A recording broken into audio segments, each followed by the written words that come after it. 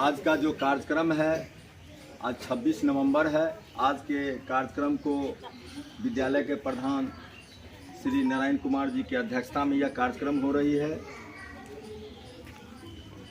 सबसे पहले जिस घर में रहते हैं हम लोग, उस घर का एक नियम कानून होता है।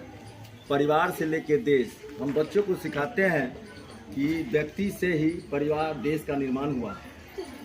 तो किसी देश का हम कल्पना तब कर सकते हैं जब देश का संविधान होता है, नियम कानून से चलता है। आज नियम कानून हमारे विद्यालय में भी है।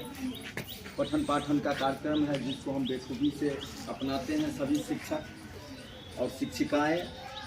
उसी तरह देश में आज़ादी की वह लम्हे को याद करेंगे, अतीत को हम लोग नहीं भूलेंगे।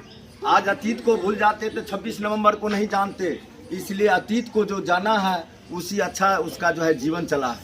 बच्चों, जिस शख्सियत के बारे में कहा गया है कि वह 234 वाला पेज को याद कीजिए, जो संविधान 1 किलो 300 ग्राम का, वह संविधान है 1 किलो 300 ग्राम, लगभग 71,59,400 कुछ रुपया से वह जो संविधान बना था देश में।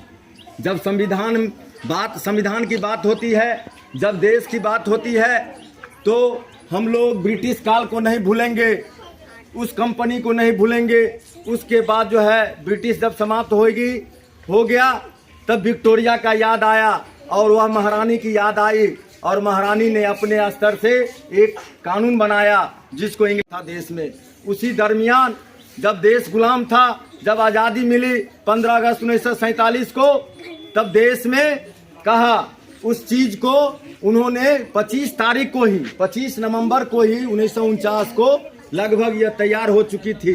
26 तारीख को लाना था, पारित करना था, इसको लागू करने का एक डेट फिक्स किया था। जिन्होंने प्रधानाध्यापक जी बोले हैं कि 26 जनवरी 1950 को संविधान को लागू किया गया और 26 नवंबर 1949 को बन के तैयार हुआ था। बच्चों, जिस समय में संविधान बना उस समय में 395 अनुच्छेद और 22 भाग और 8 अनुसूचियां था। आज वर्तमान सरकार में, वर्तमान देश का जो संविधान को देखोगे तो हम लोग 368 जो आर्टिकल होता है, संविधान संशोधन आर्टिकल, जिसमें आज वर्तमान में 444 अनुच्छेद है, 22 भाग है और 12 अनुसूचियां हैं।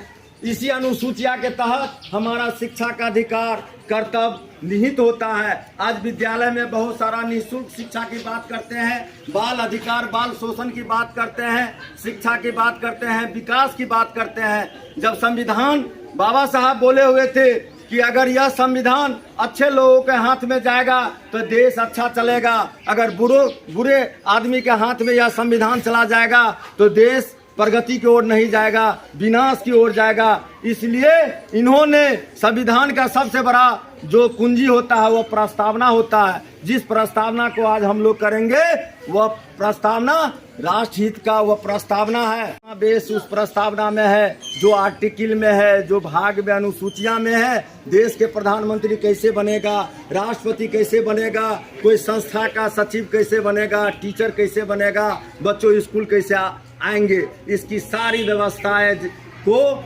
Doctor B R. अम्बेडकर साहब का देन है, जो व्यवस्था को समता मूलक की समाज बोले थे। आज देश में क्या है, बोले थे समता मूलक समाज होना चाहिए, सबका बराबरी हक होना चाहिए। उस चीज को आज हमारी आज़ादी नहीं मिली है। आज़ादी तब मिलेगी जबकि हमको सामाजिक रूप से आज़ादी मिलेगी, और जब सामाजिक रूप से आज़ादी मिलेगी तब आर्थिक रूप से हम लोग मजबूत होंगे, और जब आर्थिक रूप से मजबूत होंगे तो देश सबल होगा और सारा बच्चा जो है महान होगा। इसलिए इनसे प्रेरणा लेने की जरूरत है। इन्हीं वाणी के साथ मैं अपना वाणी को विराम देता हूँ। धन्यवाद। इसलिए कि हम लोग को प्रस्तावना भी करना है।